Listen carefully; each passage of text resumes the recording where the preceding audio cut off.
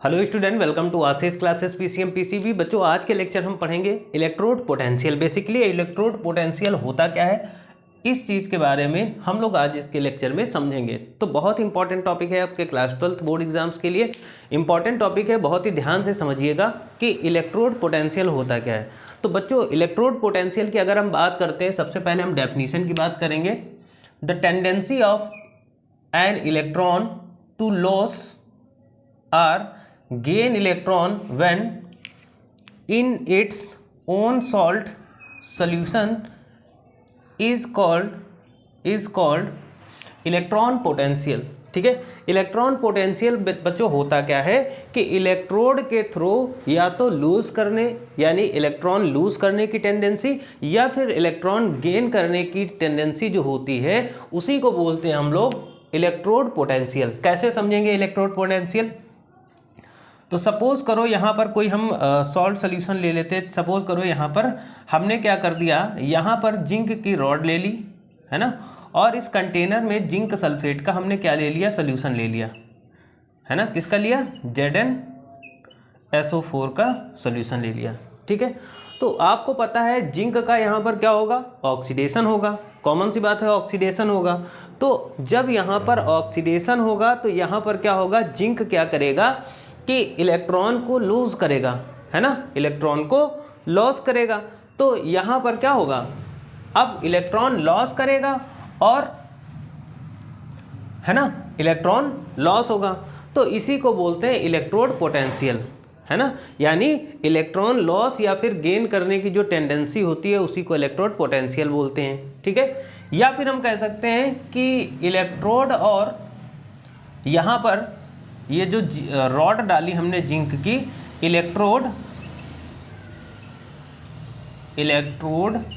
और इलेक्ट्रोलाइट, इनके सॉल्यूशन के बीच में जब यहाँ पर इलेक्ट्रोलाइसिस होगा तो इनके बीच का जो डिफरेंस होता है उसको बोलते हैं हम लोग पोटेंशियल डिफरेंस। ठीक है, तो हमने इलेक्ट्रोड पोटेंशियल समझ लिया। इलेक्ट्रोड पोटेंशियल का मतलब होता है कि इलेक्ट्रोड के थ्रू किसी भी इलेक्ट्रोड के थ्रू इलेक्ट्रॉन गेन करना या लॉस करने को ही हम लोग बोलते हैं इलेक्ट्रोड पोटेंशियल, जिसको हम लोग ई से रिप्रेजेंट करते हैं।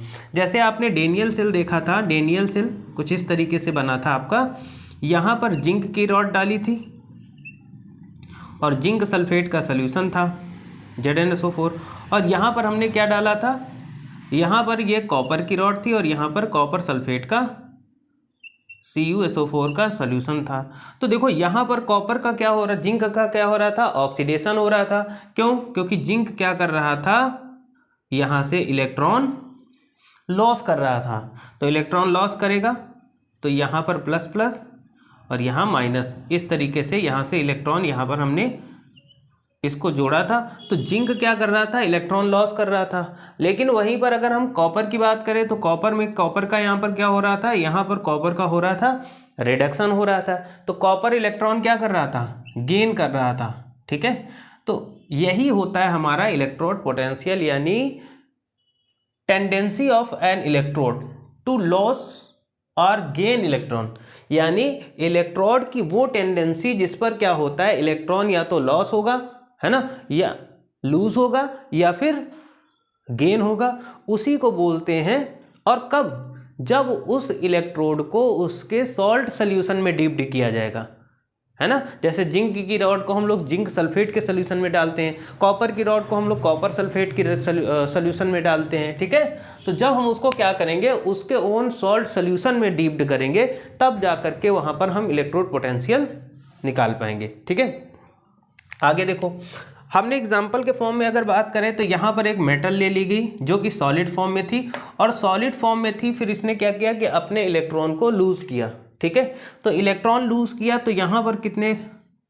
इलेक्ट्रॉन लूज हो रहा है, यानी पॉजिटिव का चार्ज आ जाएगा, और ये सॉलिड से किस में पहुँच गया, ये पहुँच गया हमारे एक्वस फॉर्म में। ठीक है, पहले ये मेटल सॉलिड में थी, लेकिन जैसे इसने इलेक्ट्रॉन लूज कर दिया तो ये किस में आ गई, ये बच्चों आ गई एक्वस फॉर्म में, और यहाँ पर इलेक्ट्रॉन क्या हो रहा है, ये इलेक्ट्रॉन लूज हो रहा है। ठीक है, तो जब लॉस ऑफ इलेक्ट्रॉन होगा तो कॉमन सी बात है, जहाँ पर इलेक्ट्रॉन लॉस हो रहा है वो हमारा ऑक्सीडेशन हो रहा है। तो यहाँ पर क्या हो रहा है, यहाँ पर ऑक्सीडेशन हो रहा है, ऑक्सीडेशन मतलब इलेक्ट्रॉन लॉस हो रहा है ना, इलेक्ट्रॉन लूज हो रहे हैं, वहाँ से इलेक्ट्रॉन निकल रहे हैं तो ऑक्सीडेशन हो रहा है। वहीं पर एक हमारी दूसरी यहाँ पर मेटल थी जो कि एक्वस फॉर्म में थी, है ना, ये इलेक्ट्रॉन को क्या कर रही थी, एक्सेप्ट कर रही थी, है ना, इलेक्ट्रॉन को क्या कर रही थी, एक्सेप्ट कर रही थी। तो ये एक्वस से क्या किस फॉर्म में जा रही थी, सॉलिड फॉर्म में जा रही थी। तो इलेक्ट्रॉन का एक्सेप्ट करना यानी गेन ऑफ इलेक्ट्रॉन, इसका मतलब यहाँ पर क्या हो रहा था बच्चों, यहाँ पर हो रहा था रिडक्शन, यहाँ रिडक्शन हो रहा था। ये चीज़ समझ में आई होगी। तो यहाँ पर जैसे हम अगर डेनियल सेल की बात करते हैं तो डेनियल सेल में क्या हो रहा था, जिंक इलेक्ट्रॉन लॉस कर रहा था, ठीक है, तो यहाँ पर जिंक का ऑक्सीडेशन हो रहा था, और यहाँ पर कॉपर क्या हो रहा था, कॉपर इलेक्ट्रॉन एक्सेप्ट कर रहा था, यानी यहाँ पर सब इलेक्ट्रॉन जमा हो रहे थे, एक्सेप्ट हो रहे थे। तो यहाँ पर जो कॉपर था उस कॉपर का क्या हो रहा था, रिडक्शन हो रहा है। ये चीज़ आपको समझ में आई होगी। आगे देखिएगा, आगे कुछ इंपॉर्टेंट पॉइंट है बच्चों। इफ इलेक्ट्रोड लॉसेस इलेक्ट्रॉन, अगर इलेक्ट्रोड क्या करता है, अगर इलेक्ट्रोड इलेक्ट्रॉन का लॉस करता है तो बच्चों उसको बोलेंगे ऑक्सीडेशन पोटेंशियल, ठीक है। ऑक्सीडेशन पोटेंशियल आपके लिए इंपॉर्टेंट है, मतलब लॉस ऑफ इलेक्ट्रॉन, ठीक है। ऑक्सीडेशन पोटेंशियल का मतलब होगा लॉस ऑफ इलेक्ट्रॉन, जब इलेक्ट्रॉन लॉस हो मतलब oxidation potential.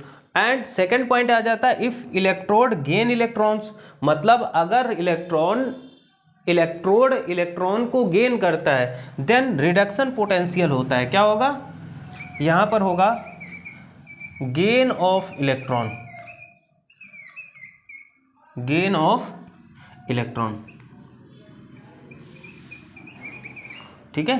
Gain of electron का मतलब होगा कि वहाँ पर रिडक्शन पोटेंशियल हो रहा, क्योंकि वहाँ पर इलेक्ट्रॉन गेन किए जा रहे हैं। एक थर्ड पॉइंट आता है बच्चों, if oxidation potential of an electrode is x volt then its reduction potential is -x volt.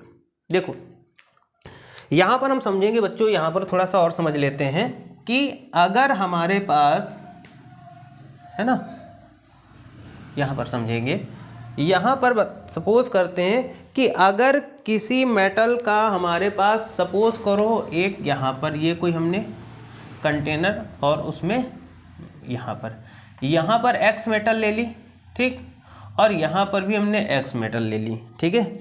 अगर सपोज करो इस यहाँ पर M मेटल है, यहाँ पर M ले लो, यहाँ पर X ले लो, कुछ भी ले लो, ठीक है। अगर इसका क्या हो रहा, ऑक्सीडेशन हो रहा, ठीक है, M मेटल का oxidation,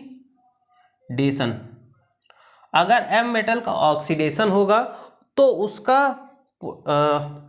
oxidation potential of X, suppose करो इसका ऑक्सीडेशन पोटेंशियल कितना है, X वोल्ट, ठीक है। तो जो जिसका रिडक्शन होगा, है ना, जो रिडक्शन पोटेंशियल होगा उसका भी वोल्ट कितना होगा, X वोल्ट होगा, लेकिन माइनस के साथ होगा, ठीक है। तो ये याद रखिएगा कि if the oxidation potential of an electrode, यदि अगर किसी इलेक्ट्रोड का ऑक्सीडेशन पोटेंशियल x वोल्ट है तो रिडक्शन पोटेंशियल भी x वोल्ट होगा, लेकिन ऑक्सीडेशन पोटेंशियल इलेक्ट्रोड का प्लस के साथ होगा और रिडक्शन पोटेंशियल माइनस के साथ होगा, यानी ये दोनों इक्वल होंगे। कॉमन सी बात है, प्लस माइनस तो होना स्वाभाविक है ना। तो ये चीज़ आपको समझ में आई होगी।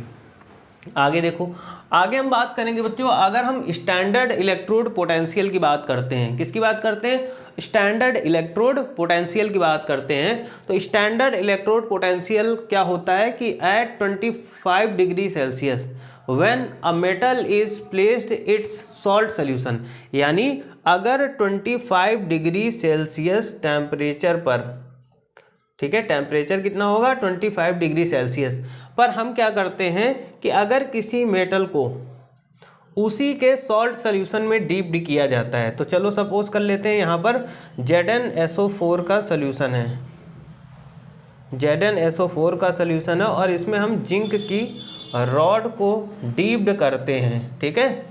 Solution containing the metal ion है ना।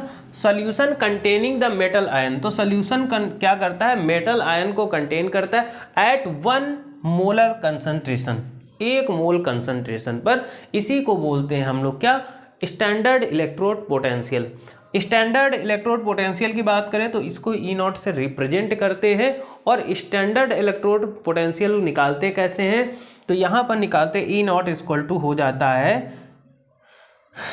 ई कैथोड माइनस ई एनोड, यानी ई कैथोड से अगर ई एनोड को हम लेस कर देते हैं तो हमारा स्टैंडर्ड इलेक्ट्रोड पोटेंशियल आ जाता है। ठीक है बच्चों, तो आपने समझा इलेक्ट्रोड पोटेंशियल होता क्या है। तो इलेक्ट्रॉन लॉस या गेन करने की जो टेंडेंसी होती है ना, अगर हम उस इलेक्ट्रोड को उसी के सॉल्ट सोल्यूशन में डीप्ड करते हैं तो उसे बोलते हैं हम लोग इलेक्ट्रोड पोटेंशियल। ठीक है, एग्जाम्पल के थ्रू समझा, अगर इलेक्ट्रोड लॉस करता है इलेक्ट्रॉन तो वहाँ पर ऑक्सीडेशन पोटेंशियल होगा, और अगर इलेक्ट्रॉन को गेन करता है तो वहाँ पर रिडक्शन पोटेंशियल होगा। ठीक है, अब किसी भी इलेक्ट्रोड का ऑक्सीडेशन पोटेंशियल अगर x वोल्ट है तो किसी भी इलेक्ट्रोड का रिडक्शन पोटेंशियल भी क्या होगा, -x वोल्ट ही होगा, बस केवल साइन माइनस का होगा, बाकी इक्वल होंगे। ठीक है, यानी